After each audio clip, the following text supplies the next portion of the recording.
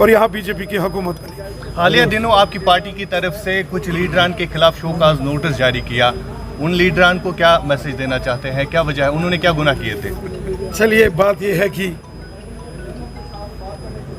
कभी कभी अपने घर में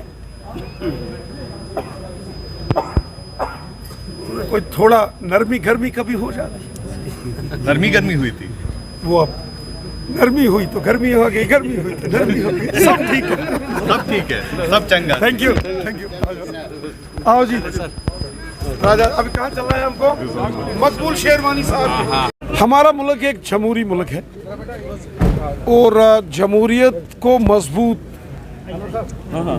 करना, जमहूरियत की मजबूती जो है वो इस जमहूरी निज़ाम का एक अहम हिस्सा है।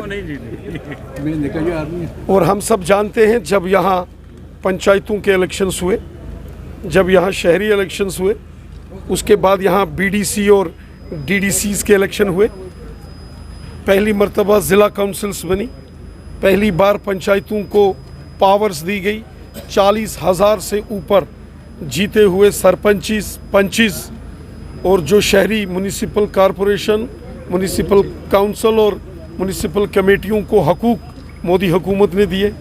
मोदी साहब की पहल से यहाँ ज़िला जो थी काउंसिल्स, डीडीसी काउंसिल्स बनी, बीडीसी के इलेक्शन हुए।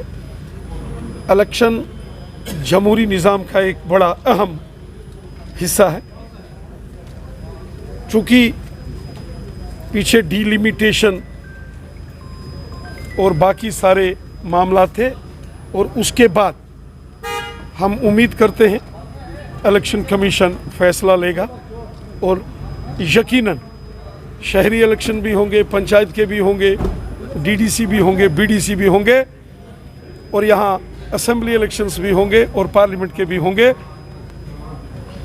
जमहूरी निज़ाम की मजबूती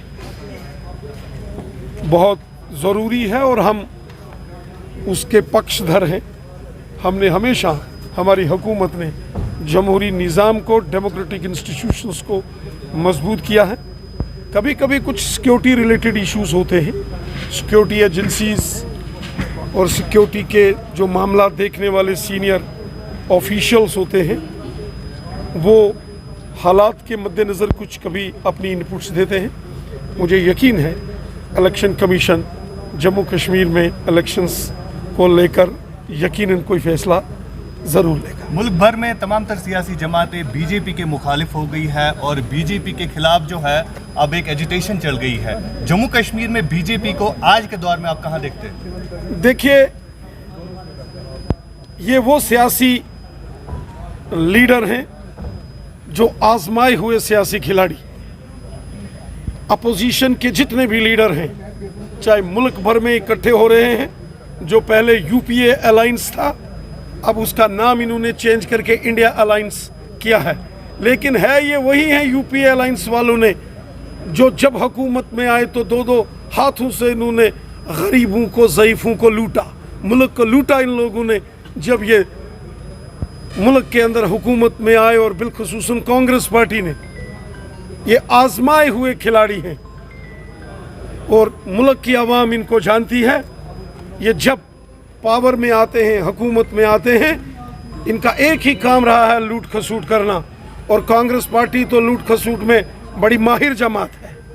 इसलिए आज जब मुल्क के लोगों ने इन सियासी जमातों को रिजेक्ट कर दिया है, इनकी सियासी ज़मीन ख़त्म हो गई है, ये तमाम सियासतदान जो हैं अब इकट्ठे होकर अलायंस कर रहे हैं।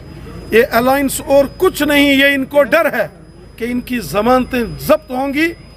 ये अलायंस कर लें, ये कुछ भी कर लें, अवाम इनको जानती है। ये लोगों के मददगार नहीं हैं, ये लोगों के खिदमतदार नहीं हैं। इन्होंने मुल्क को लूटा जब ये हुकूमत में थे।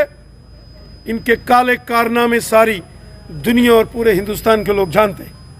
रही बात जम्मू कश्मीर की, तो यहाँ भी गुपकार अलायंस के जो बड़े बड़े मायानाज लीडर हैं, जो कभी अपने दम पर यहाँ हुकूमतें चलाते थे, अपने दम पर यहाँ इलेक्शन लड़ते थे, आज उनमें हिम्मत नहीं है कि वो अकेले अकेले जम्मू कश्मीर में इलेक्शन लड़के बीजेपी का मुकाबला कर सके।